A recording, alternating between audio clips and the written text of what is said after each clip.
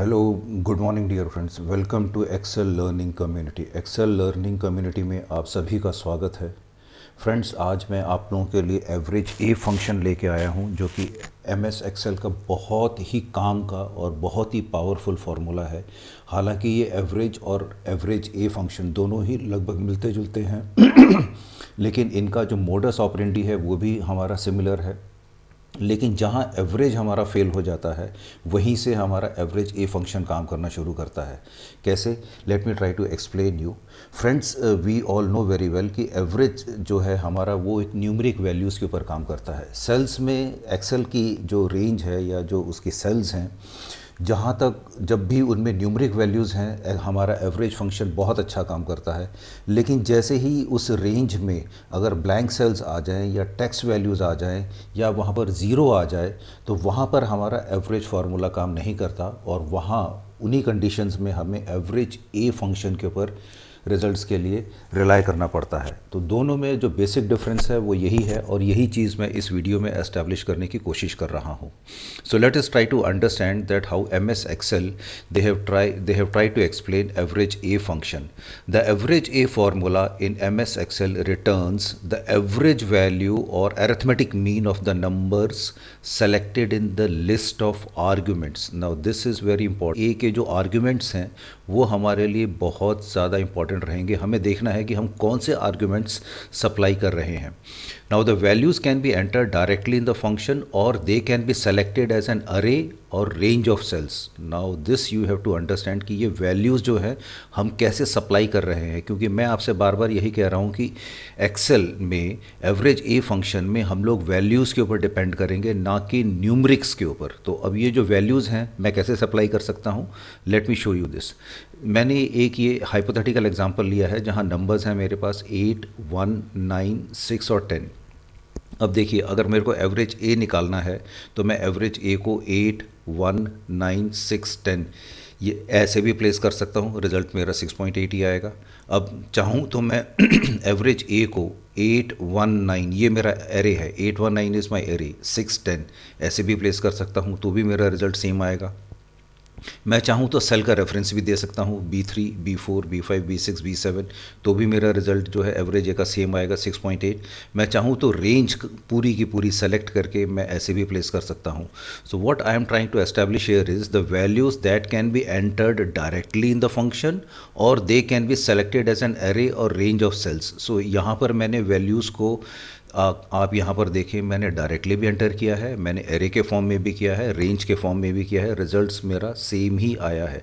तो average A में मैं अपने आर्ग्यूमेंट्स को कैसे भी प्लेस करना चाहूँ ये मेरे ऊपर है। This is the flexibility, this is the power of average A function. Now the syntax of the average A is same as that of average formula.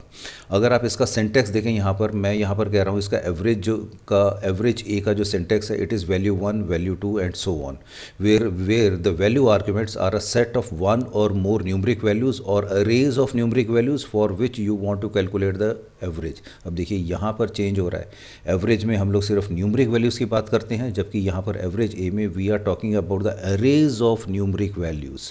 This is the difference.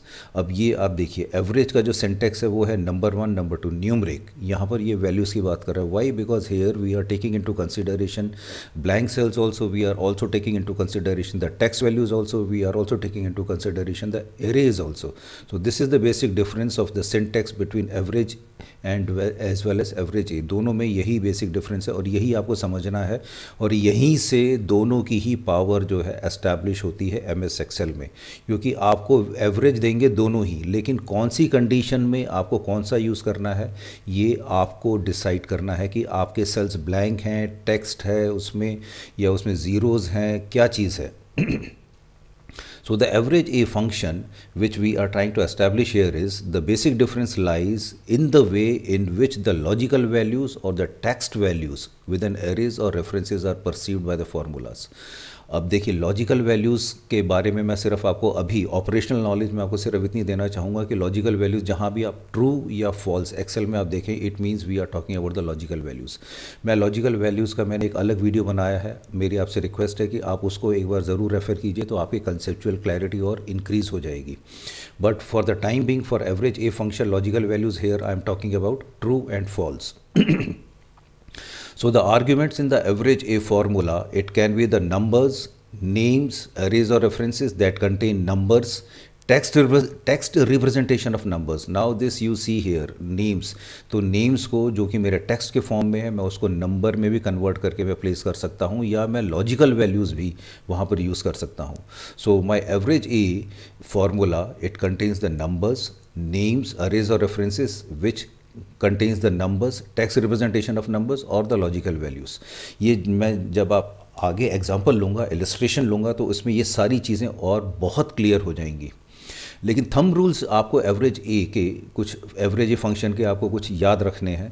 आप चाहें तो इनको समझें, आप चाहें तो इनको याद कीजिए, आप चाहें तो इनको रटें, ये आपके ऊपर डिपेंड करता है कि क्योंकि जब भी आप एवरेज ए और एवरेज इन दोनों को आप डिफ्रेंशिएट कर रहे होंगे, तो ये थंब रूल्स आपके लिए बहुत हैंडी, बहुत हेल्पफुल रहेंगे। The arguments that contain true are evaluated as 1 and that contain false are perceived as 0। अब ये क्यों है, प्लीज़ इसकी आप गहराई में मत जाइएगा, सिर्फ आप इतना ध्यान रखिए कि ये जो अगर ट्रू लिखा हुआ है तो इट मीन्स उसका मतलब 1 है, फॉल्स है तो इट मीन्स उसका मतलब 0 है। अरे और cell reference arguments that contain text evaluate as 0, empty text it is evaluated as 0, text value in the array or range that cannot be interpreted as numeric value is also counted as 0.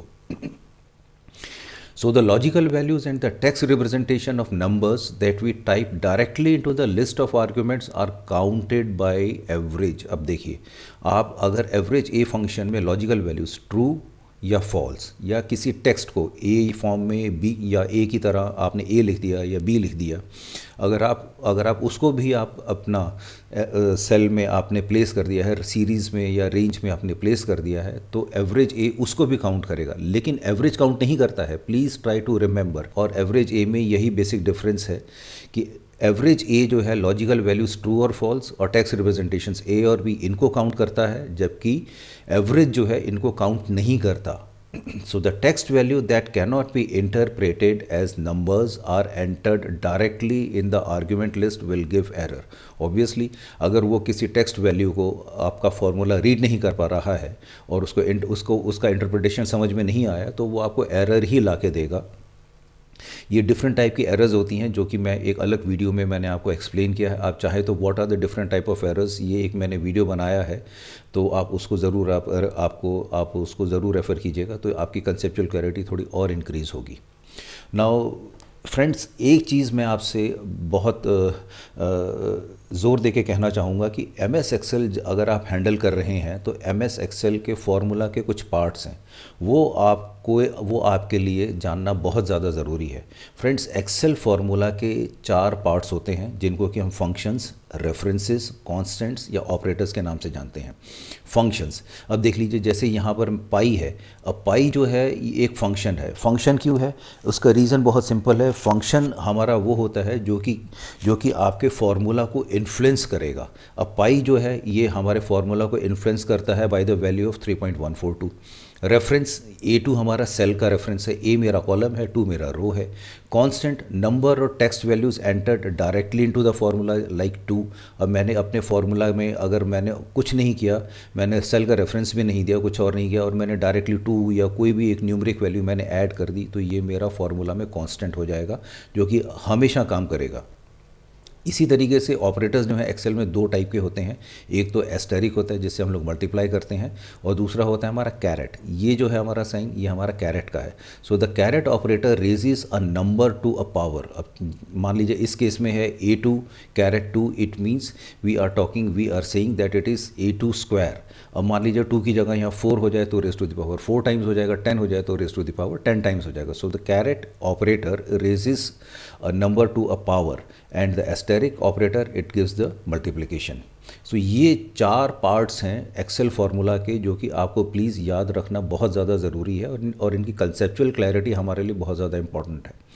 Now when and where to use average function. Obviously मैं जैसे ही आपसे कह रहा था कि average जो है हमारा न्यूमरिक वैल्यूज़ के ऊपर काम करता है, जबकि हमारा एवरेज ए जो है ब्लैंक सेल्स हैं, टेक्स्ट हैं या कोई नेम्स हैं, उनके ऊपर भी काम करता है एवरेज ए। तो इसका मतलब क्या हुआ कि स्टैटिस्टिक्स में अगर हम लोग सेंट्रल टेंडेंसी की बात करते हैं, जहाँ की हमारा मीन भी है, मीडियन भी है, मोड भी है। मीन हमारा कहाँ यूज़ होगा? मीन हमारा जहाँ हमारी न्यूमरिक वैल्यूज़ हैं। लेकिन जैसे ही किसी सीरीज़ में आपकी सेल्स ब्लैंक हो जाएं, आपको वहाँ पर कुछ ना कोई वैल्यू ना हो, तो उस केस में आप क्या करेंगे? उस केस में आपको मीडियन के ऊपर ही रिलाई करना पड़ेगा। उस केस में आप ये कहेंगे कि मेरे को मेरा मीडियन ही वैल्यू ला के देगा, तो वो एक तरीके से आपका एवरेज ए फंक्शन है। इसी तरीके से मोड की अगर मैं बात करूँ, तो मोड में अब मैं अगर कह रहा हूँ कि मेरा जो, मान लीजिए मैंने उसमें कोई कैटेगरीज ली, नाम लिया या किसी लोकेशन का नाम लिया, जोग्राफिकल लोकेशन है, या मैंने किसी ब्रांड नेम का नाम लिया, तो वो बार बार किसी सीरीज़ में रिपीट हो रहा है, तो उसमें मेरे को एवरेज नहीं, उसमें मेरे को एवरेज ए फंक्शन ही मेरी हेल्प करेगा और वही मेरे को रिजल्ट ला के देगा।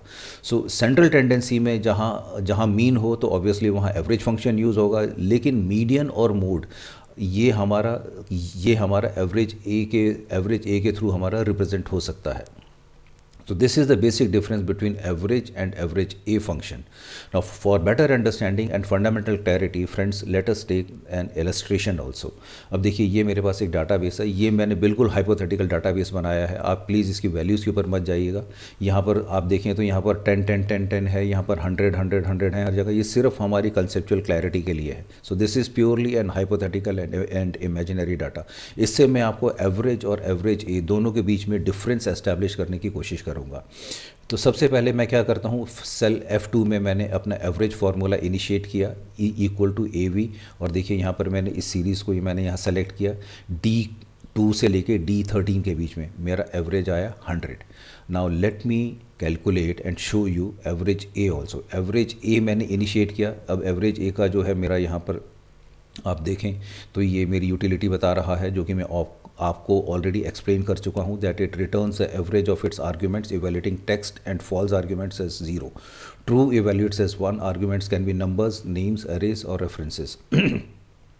अब मैंने एवरेज ए फार्मूला यहाँ पर अप्लाई किया। मैंने पूरी सीरीज़ D2 से लेके D13 की पूरी सीरीज़ मैंने यहाँ पर प्लेस कर दी और मेरा आंसर आया 100। अब यहाँ पर आप देखिए एवरेज और एवरेज ए दोनों की वैल्यूज़ इक्वल हैं, बिल्कुल हैं। चलिए आगे चलते हैं। अब मैंने यहाँ पर क्या किया, मैंने 2 ब्लैंक सेल्स यहाँ पर किए। अब मैं यहाँ पर जब मैं फार्मूला को मैंने कैलकुलेट किया तो एवरेज और एवरेज ए दोनों ही बराबर आए। मैं आपसे कह रहा था कि यहाँ पर ब्लैंक सेल्स को वो काउंट करता है, ये मैं आपको आगे एक्सप्लेन करूँगा, देखिएगा आप। अब यहाँ पर मैंने 0 डाल दिया। अब मैंने ब्लैंक सेल्स में 0 प्लेस किया तो भी एवरेज और एवरेज ए की वैल्यू 0 आ गई। 1 प्लेस किया तो भी एवरेज और एवरेज ए की वैल्यू 0 आ गई। अब देखिए, अब यहाँ पर मैं टेक्स्ट इंट्रोड्यूस करता हूँ ब्लैंक सेल्स की जगह। अब मैंने यहाँ पर टेक्स्ट इंट्रोड्यूस किया। अब आप देखिए एवरेज जो है 100 है और एवरेज ए जो है हमारा 83.333 के हिसाब से आ रहा है। Why? Because average has not considered alphabets A and B, while average A has considered text also. ठीक है, चलिए आगे चलते हैं। Let me introduce true. अब जैसे ही मैंने ट्रू किया तो एवरेज ने मेरे को आंसर दिया 100, एवरेज ए ने मेरे को आंसर दिया 83.5। वाई?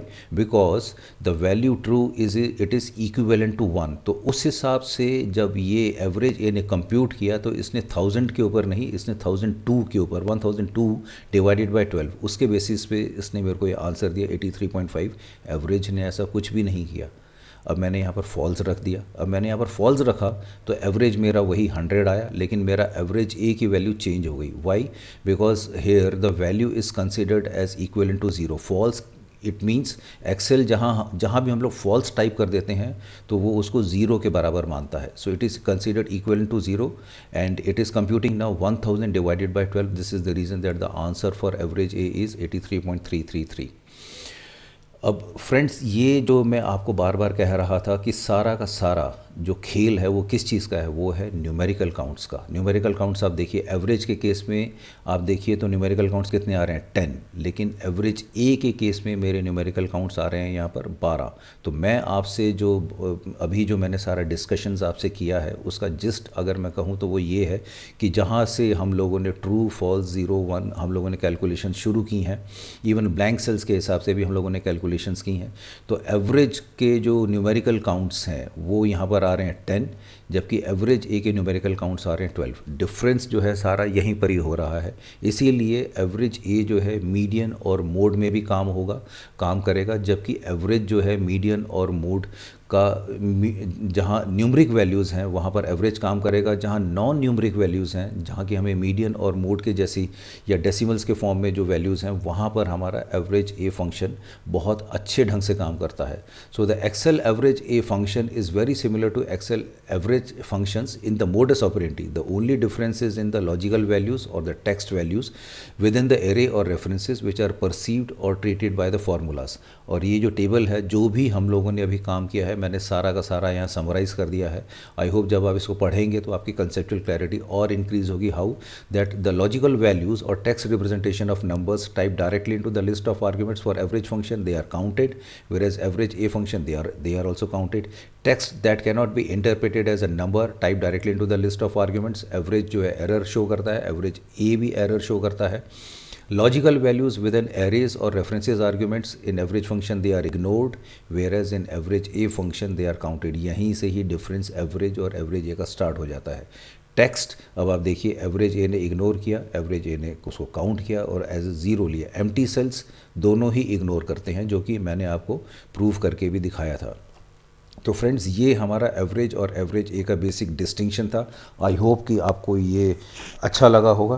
फ्रेंड्स ये वीडियोस जो हैं एक्सेल लर्निंग कम्युनिटी के मैं आपके लिए ही तैयार कर रहा हूं। मेरी आपसे रिक्वेस्ट है कि अगर आपको ये वीडियोस अच्छे लगते हैं तो इनको ज़रूर लाइक कीजिएगा। इसके थ्रेड्स, इसके एक्सटेंशंस मैं फेसबुक, लिंक्डइन, ट्विटर तीनों पे ही पोस्ट करता हूँ, वहाँ भी आप इनको देख सकते हैं, एक्सेस कर सकते हैं। अगर आपको अच्छे लगते हैं तो ज़रूर लाइक कीजिएगा।